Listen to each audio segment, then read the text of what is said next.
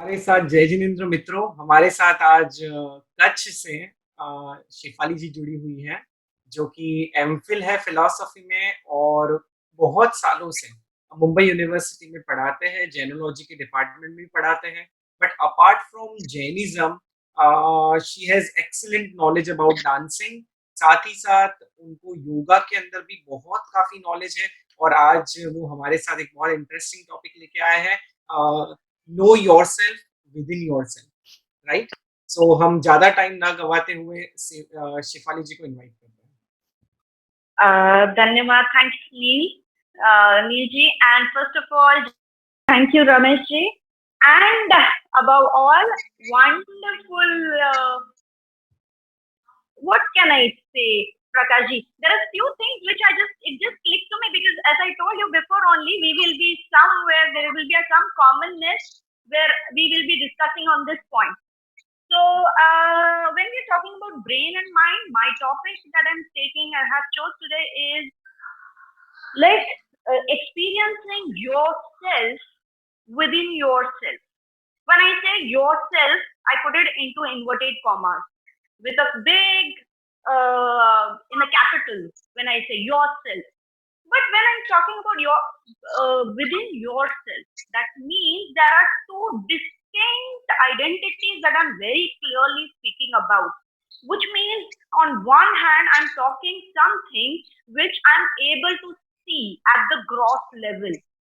स्थूलता के स्टेट पे उस स्तर पर जो मैं देख पाती हूँ, और कहीं ना कहीं एक सूक्ष्म स्थल भी है।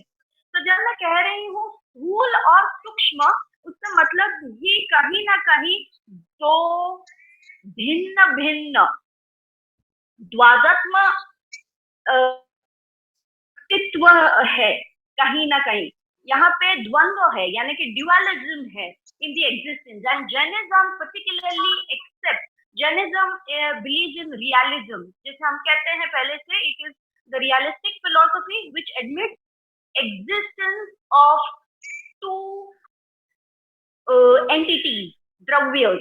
One is jiva and second is ajiva. Here when I'm talking about ajiva, I clearly mean here is the sharira, that is the gross body, which is different, definitely different from the jiva, which is atma, which is soul that we talk, or the conscious being. So the moment I'm talking the dualism between the two, I'm clearly bifurcating this dualism. ये दो dualism जो देते द्वंद्वनात्मक जो मैं कर रही हूँ, अस्तित्व, जो दो चीजों का सत्य का जो अस्तित्व है, वो दो स्तर पर मैंने बहुत क्लियरली बता दिया है।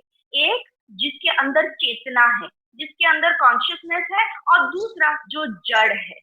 तो अब अगर हम देखेंगे, कहीं ना कहीं यही प्रश्न जो उठा था कि इन दोनों के बीच में कहीं ना कहीं साम्यता होनी चाहिए। जब जीव और अजीव एकत्रित हुए हैं तो कहीं ना कहीं there will be some common point, and we all know कि ये बिगिनिंगलेस टाइम से जीव अजीव के संपर्क में आने के कारण then this cycle of birth and death has started. तो ये जो हमारा संसारिक भव जो है, गतियां जो है, वो उसके कारण आई है। अगर हम इस चीज को देखते हैं तो सबसे पहला मैं एक पॉइंट को डालना चाहूंगी आपके समक्ष कि अगर आप देखोगे हमारा जीव जो है, जो चेतनात्मक है, जो कॉन्शियस है, पर पैसिव है, एक्टिव नहीं है, निष्क्रिय है, पर वो एक चेतना है। तो वो जब चेतना की बात करें, उसका एक मूलभूत गुण है कि it extends as per the body proportion. जिस शरीर में वो बसता है, जिस शरीर को धारण करता है, उसके हिसाब से उसकी प्रोपोर्शन हो जाती है, उस हिसाब से उसका शरीर बनता है, उतनी चेतना उस शरीर में फैल जाती है। तो बड़ी सीरियस में जाते हैं या बड़े शरीर में जा रहे हैं तो उतनी चेतना फैल जाती है। छोटे इसमें तो contraction and expansion is very much possible. इस चीज को अगर हम ध्यान में रखते हैं, दैट मीन्स कि हमारे शरीर में जब हम कहते हैं जिस क्षण this cycle has started, when जीव एंड अजीव जिस क्षण साथ में हुए हैं, तब से हमारी गतियां चालू हुई है, that is activities has started, on the 3 levels, मन, वचन और काया के द्वारा कार्य शुरू हुआ है, और इसी मन, वचन और काया के कार्य के द्वारा हम आज इस संसार में घूम रहे हैं, इस संसार के चक्र में फंसे हुए हैं। यहाँ पे अगर हम बात कर रहे हैं सिर्फ और सिर्फ हमारे शरीर का और जीव का संबंध कहाँ पे हो रहा है, which was the exact question which when Prakash bhai wanted to talk, that how and where brain and mind has a it comes on the same platform, whether Jainism really admits about it or not.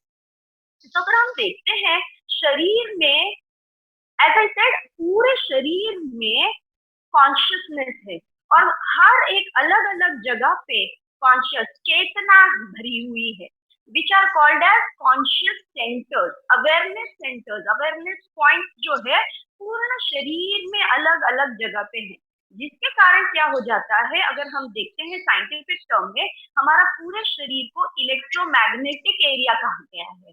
So it is the whole body is electromagnetic, और जहां जहां हम उसका अनुभव करेंगे वहां वहां हमें उसकी चेतना का अनुभव होगा, उसकी प्रेजेंस का अनुभव होगा कि वो वहां पे है। तो उसको कहा गया है चैतन्य केंद्र। शरीर में ऐसे बहुत जगह है कि जहाँ पे अलग अलग चैतन्य केंद्र है, पर कुछ ऐसे भाग रहते हैं शरीर में जहाँ पे ये चैतन्य केंद्र, the conscious element which is there, the conscious experience is there, और कॉन्शियस परसेप्शन हम कहते हैं, दैट इज मोर डेंस, बहुत गार्ड रहते हैं। जो जिस क्षण जिस जगह पे ये अवेयरनेस बहुत डेंस हो जाती, उसको हमने एक नाम दिया है चैतन्य केंद्र। तो कॉन्शियसनेस तो हर एक पूरे शरीर में है, लेकिन कुछ ऐसी जगह है जहां पे ये चैतन्य जो है वो बस जाता है, या तो हम कहते हैं बहुत गाढ़पन से हो जाता है, it becomes dense. So then that area is called as Chaitanya Kendra, and it is through this Chaitanya Kendra that your whole body or your organs or your mind, या तो senses यानी कि मन या आपके सेंसेस है, उन सबको जो ऑर्डर मिलता है, या उन सबको जो एक दिया जाता है, गाइड किया जाता है, दिशा दी गई है कि किस तरह से उनको बिहेव करना है, that is through this is commanding, this commands are given from this conscious centre. तब ये जो कॉन्शियस सेंटर्स है उसमें क्या हो जाता है, हमारा जो मन है वो पूर्ण उसकी आदत है, ये पूर्ण शरीर के अलग अलग भाग में वो घूमता ही रहता है। So it starts from head to feet and feet to head, so it moves in a cyclical motion. Your mind वो घूमता है, जिसको हम कहते हैं ना, it is always in the state of modification, changes लाता है और हर समय वो घूमता है, एक्टिव है। मन की जब बात करें तो मन, जैसे उन्होंने कहा, दो द्रव्य, हम उसको द्रव्य मन कहते हैं, और भाव द्रव्य जिसको मनोवर्गणा से बने हुए हैं, और भाव मनोवर्गणा से बने हुए हैं। तो ये जो कॉन्शियसनेस में जब वो घूमता रहता है, जहां जहां या जिस जगह वो जाके अपने आप को बता देता है, यानी कि उसका जब अवेयरनेस उस माइंड का जिस जगह पे जाके केंद्र, उस जगह पे वो अपने आप को बिठा लेता है, उसी क्षण उसको वहां पे परसेप्शन, जिसको हम कहते हैं चैतन्य, उसको मिलता है, या तो साइकिकल एक्सपीरियंस मिलता है। और जैसे ही उसको साइकिकल वहां पे एक्सपीरियंस मिलता है, that is where the memory is formed. Now what happens is there is a continuous movement that is happening, and at different places that is different memories that it gets, which forms into different emotions also. तो कई बार ऐसे होते, कोई बहुत pleasant thoughts रहते, कोई negative thoughts आते हैं मन के अंदर विचारना, समटाइम्स यू सी क्रोध आता है, जेलसी आती है। तो अगर हम आज का जो हमारा विषय है कि how to go inside, how will you experience yourself, what we need to do then is जिस क्षण ये हमारे अंदर दोनों भाग के इमोशंस आते हैं, पॉजिटिव सकारात्मक और नकारात्मक नेगेटिव हकारात्मक और नकारात्मक जो इमोशंस भाग जो हैं, उनको अगर हमको निकालना है तो किस तरह से हम निकालेंगे। क्योंकि ये जो माइंड है जैसे घूमता है उसकी एक आदत बन जाती है कि जहां जहां वो घूमता है वहां का वो मेमोरी लेके आ जाता है, और memory is in the form of the impression that is stored within it. और ये जब इम्प्रेशन जो स्टोर करते हैं, यही impression finally is utilised and it forms habit. तो हैबिट या बिहेवियर हमारा जब बन जाता है, तो उसको अगर हमको चेंज करना हो, उसके अंदर परिवर्तन लाना हो, जब हमको जैसे पता चलता है कि हमारे अंदर ये सारे अवगुण आ गए और उसको हमें बदलना हो, तो सबसे पहले हमें जो उसका केंद्र है वहां से शुरुआत करनी पड़ेगी, यानी कि we will have to focus on the psychical perception. Psychical perception यानी कि आपको इन शॉर्ट अगर उस वर्ड को अगर मैं बता दूं तो उसको प्रेक्षा ध्यान कहते हैं, यानी कि जो आपके केंद्र है, अलग अलग केंद्र, उस केंद्र के ऊपर आपको अपना चित्त को लेके जाना है, आपके अवेयरनेस को लेके जाना है, आपकी चेतना को लेके जाना है। अब चित्त, अगर मुझे कोई पूछेगा चित्त क्या है, तो चित्त हम यही कहेंगे, चित्त is a ray of soul. But चित्त normally work at the gross level, gross body level पे वो काम करता है, यानी कि स्थूलता सूक्ष्मता पे के स्थल पे वही काम नहीं करता, ग्रॉस लेवल पे वो काम करता है। तो ये चित्त जो है वही आपको जिस जिस केंद्र पे लेके जाएगा, वहां पे अवेयरनेस, वहां पे दैट मीन्स वहां पे आप ध्यान केंद्रित कर सकते। so there are different points, conscious points in our body, like center of purity is there, center of knowledge is there, center of intuition is there, center of peace is there.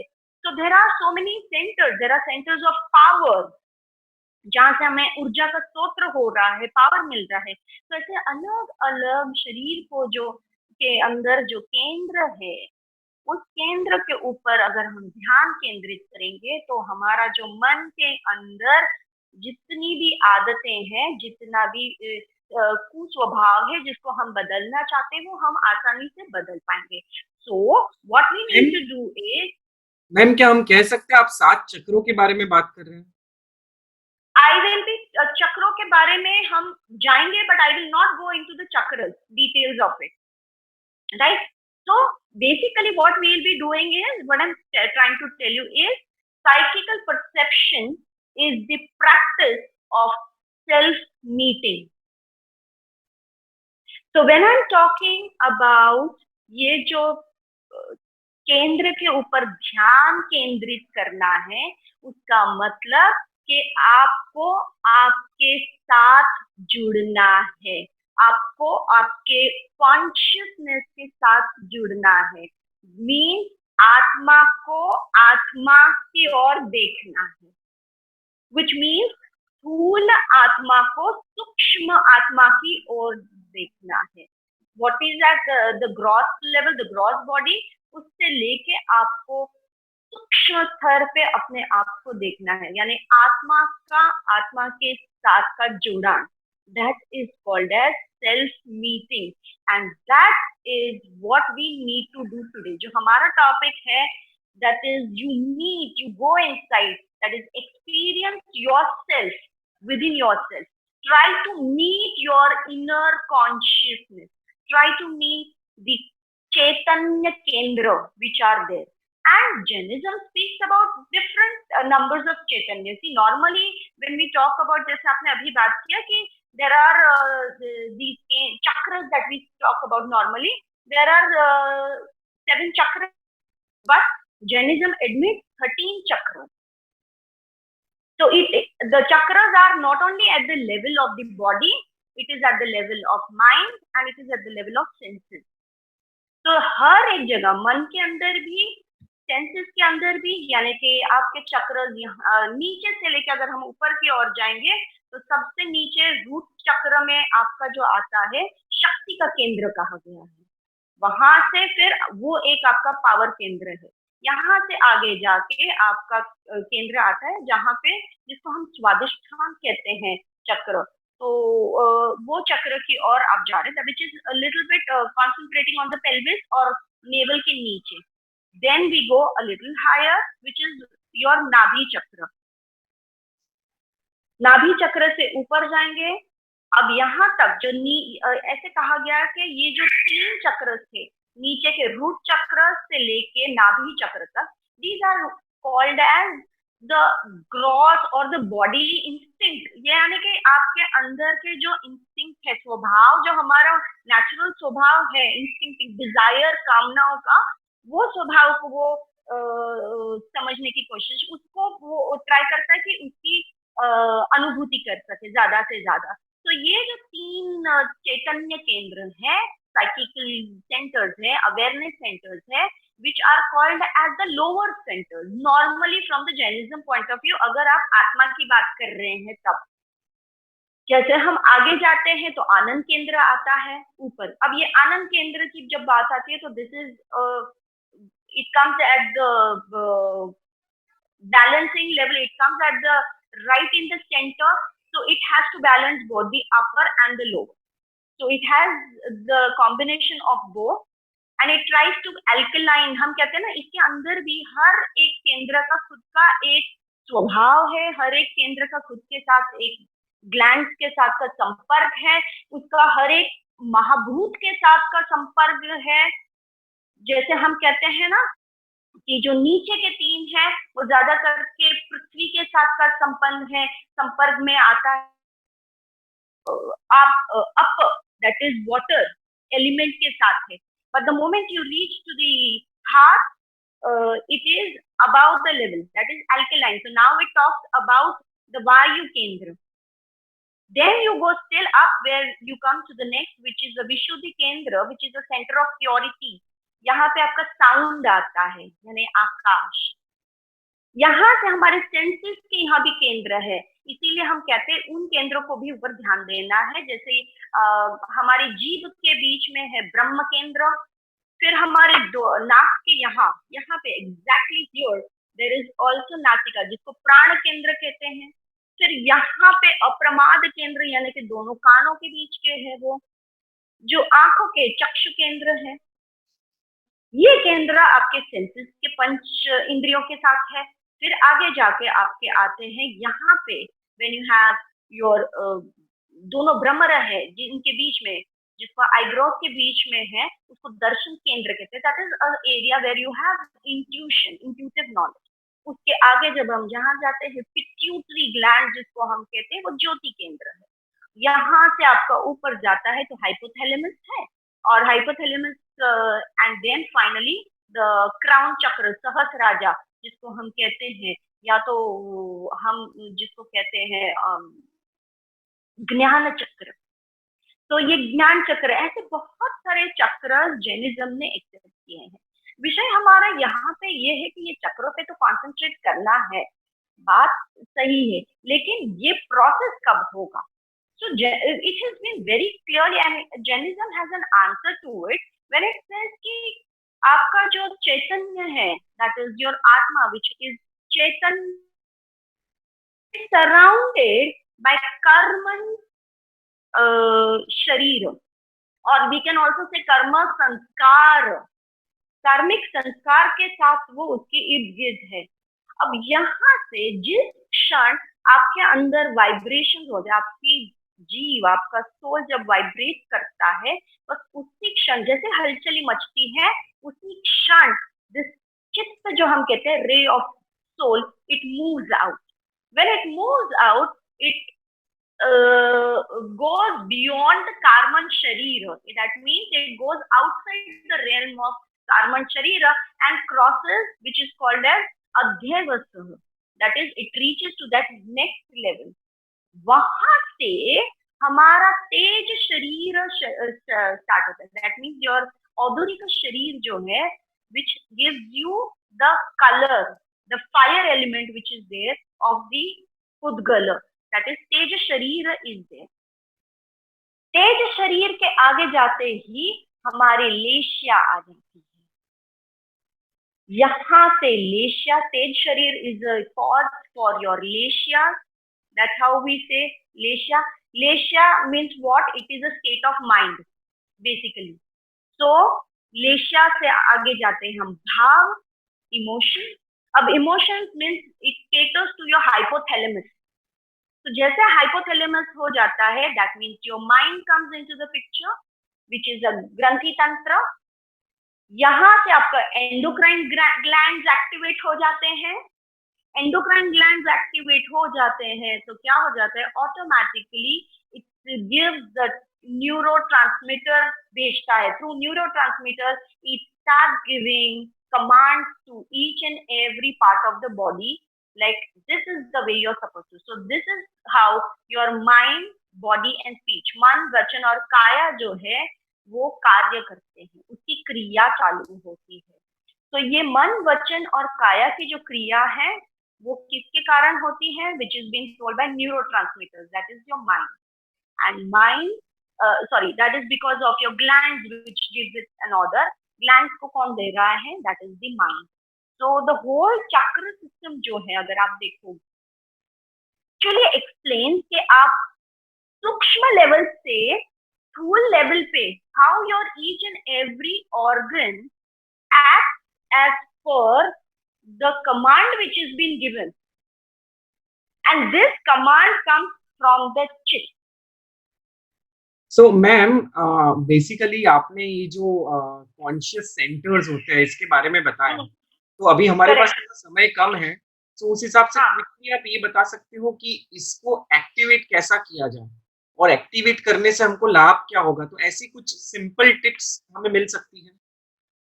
Yes, of course. आपको सबसे पहले अगर आपके ये if you want to balance, ये जितने भी केंद्र हैं वो कहीं ना कहीं कई बार ब्लॉक हो जाते हैं, या तो कहीं ना कहीं इम्बैलेंस हो जाते हैं, या कभी ना कभी खुलते भी नहीं। तो कई बार ऐसा हो गया कि हमारे अंदर इतनी जड़ता आ जाती है जिसके कारण ये जो केंद्र है वो कई बार खुलते ही नहीं।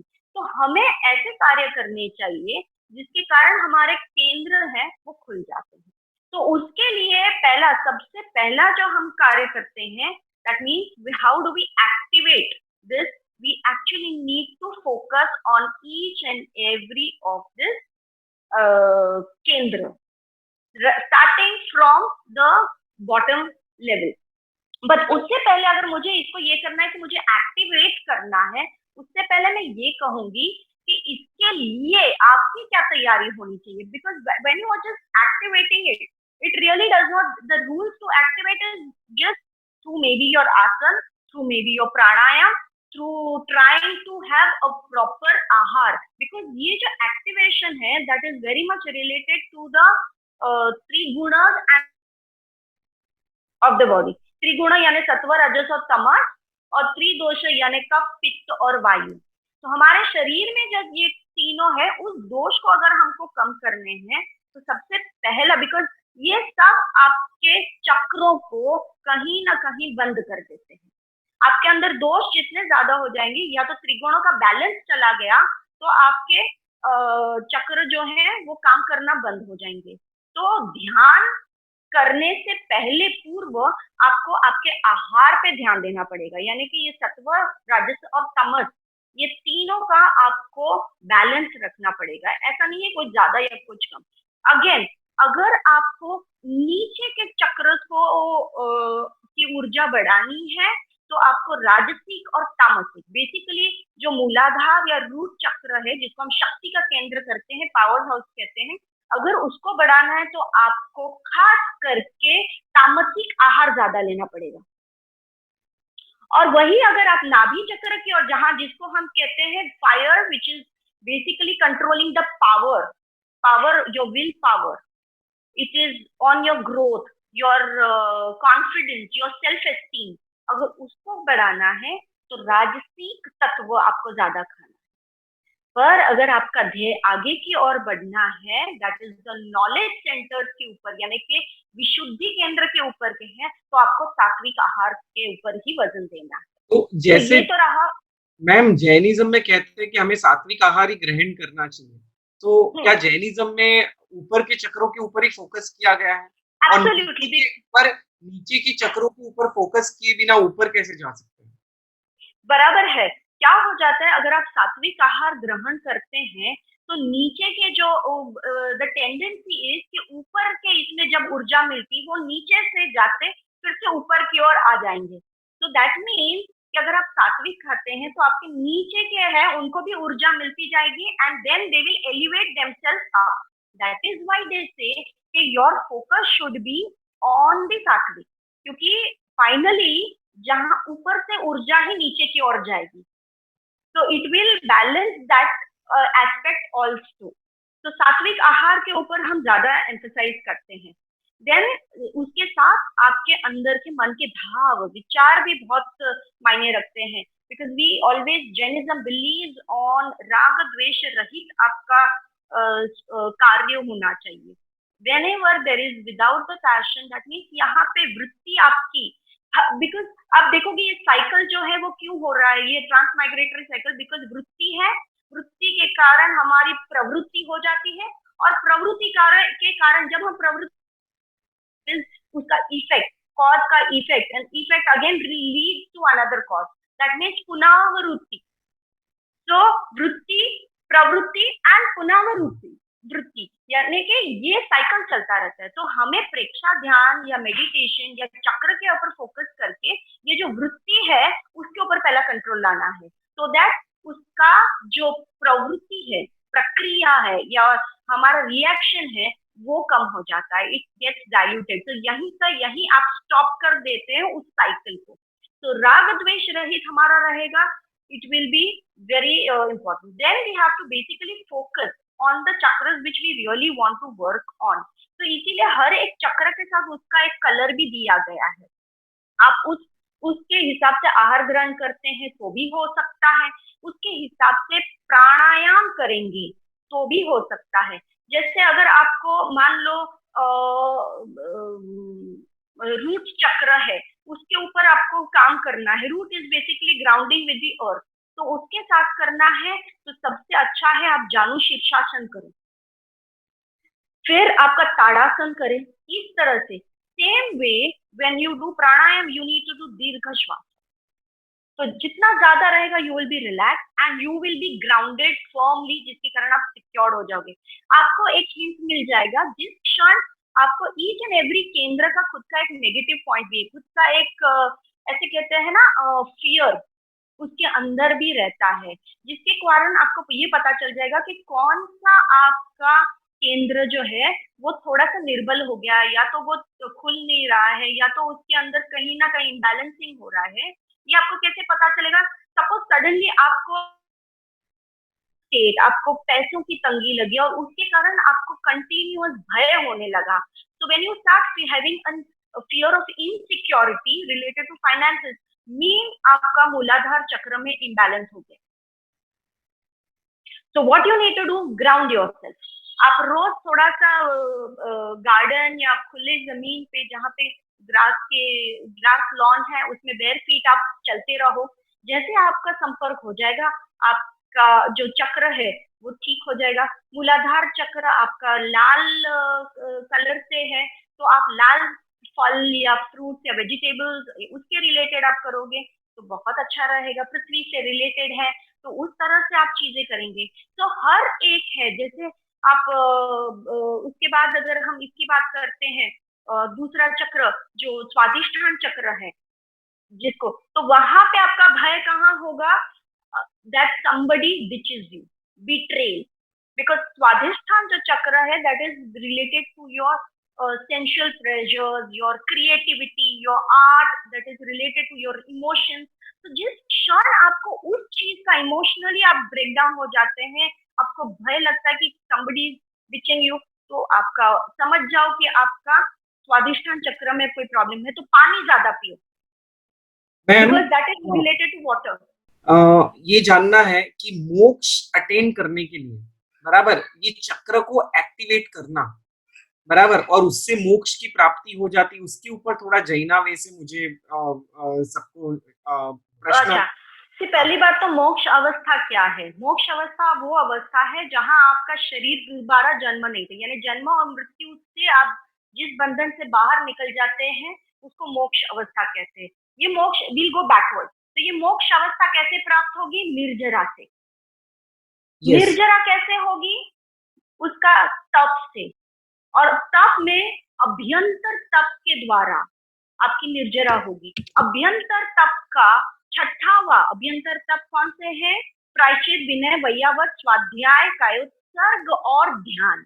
तो ध्यान के द्वारा आपकी निर्जरा, ये that is the highest level of अभ्यंतर तप।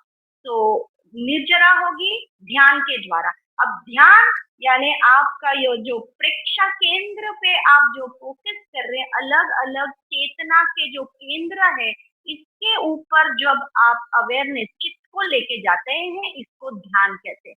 ध्यान अलग अलग प्रकार से हो सकती है। किसी को अगर आप अनुप्रेक्षा कहते हैं, वो भी एक प्रकार का ध्यान है। आप सिर्फ श्वासोश्वास पे ध्यान केंद्रित करते हैं, उसी को भी श्वास केंद्र जिसको कहते हैं प्राण केंद्र, उसको भी ध्यान कहा गया है। जब आप सिर्फ और सिर्फ आपके चित्त के ऊपर यानी प्रेक्षक साइकिकल पॉइंट पे करते हैं, इसके द्वारा यानी कि may be the higher realm जिसको हम अवेयरनेस ज्ञान केंद्र है, सिर्फ उसके ऊपर ध्यान केंद्रित करते हैं। बिकॉज जिस क्षण आप उसके ऊपर केंद्रित करते हैं, जब वो खुल जाता है, जब वो एक्टिव हो जाता है, तो अब आपका मन आपके कंट्रोल में आ जाएगा। फिर उसके अंदर कोई भी विचार नहीं रहेंगे, वो निर्विचार हो जाएगा। जिस क्षण आप निर्विचार यानी मन बंद हुआ, निर्विचार हुआ, उसी क्षण आपको केवल ज्ञान प्राप्त होगा। यानी तब मोक्ष तो पॉसिबल है। हम शॉर्ट में कह सकते हैं कि हमारे काफी इमोशंस भी नेगेटिव हो या पॉजिटिव हो, ये सब हमारे केंद्रों के साथ जुड़े हुए हैं। सो हमें इसकी ध्यान साधना का अभ्यास करने के बाद करेक्ट, बहुत सारा उसका पॉजिटिव रिजल्ट भी मिल सकता है और हमारे नेगेटिव इमोशंस के ऊपर भी कंट्रोल आ सकता एब्सोल्युटली। तो if we start from the lowest point, that means हमारे अंदर चेंजेस लाके, बदलाव लाके प्रेजेंट में जिए, पास्ट या फ्यूचर में ना जिए, कंप्लीटली फोकस एकाग्रता के साथ जिए। तो बस आपका ध्यान करते करते करते आप कब हायर लेवल तक पहुंच जाओगे, आपको भी पता नहीं चलेगा, आध्यात्मिक वलन हो जाएगा। है। यस, सो आपने एक बहुत अच्छा टॉपिक छेड़ा और आज हमारे साथ शेफाली जी जुड़ी हुई है और उन्होंने भी इसी सब्जेक्ट को थोड़ा हाईलाइट किया और हमें एक दूसरी मेथड बताई कि हमारे बॉडी में जो अलग अलग केंद्र हैं जो कि ऊर्जा को संचय करके रखते हैं, कॉन्शियस सेंटर्स है, उसके ऊपर भी ध्यान करने से हमारे जीवन में एक डिफरेंट ट्रांसफॉर्मेशन पाया जाता है और अल्टीमेटली हम मोक्ष तक भी उस ध्यान के माध्यम से कर्म की निर्जरा के द्वारा पहुंच सकते हैं। तो बहुत ही एनलाइटनिंग टॉपिक था। तो बहुत बहुत धन्यवाद, आपका बहुत बहुत आभार कि आप हमारे साथ जैन जर्नल के प्लेटफॉर्म में जुड़े। बहुत बहुत आभार शेफाली जी। सो हमारा टाइम हो चुका है, हम प्रेयर की ओर आगे बढ़ते हैं और आज के सेशन को विराम देते हैं। Thank you. जगत के सभी जीवों का कल्याण हो, सबके लिए वेल विशेस, और जगत के सभी जीव मेरे मित्र हैं, कोई भी जीव मेरा वैरी नहीं है। अणु परमाणु शिव बनी जाओ, अखा विष्णु मंगल थाओ, सर्वे जीवो मोक्षे जाओ। कामे मी सव्व जीवे सव्वे जीवा खमंतु में, मित्ति में सव्व भूयेषु वैरम मज्जन केणे। सर्वथा सौ सुखी थाओ, पाप ना कोई आचरो, राग द्वेष की मुक्त बनीने, समता सौ समाचरो।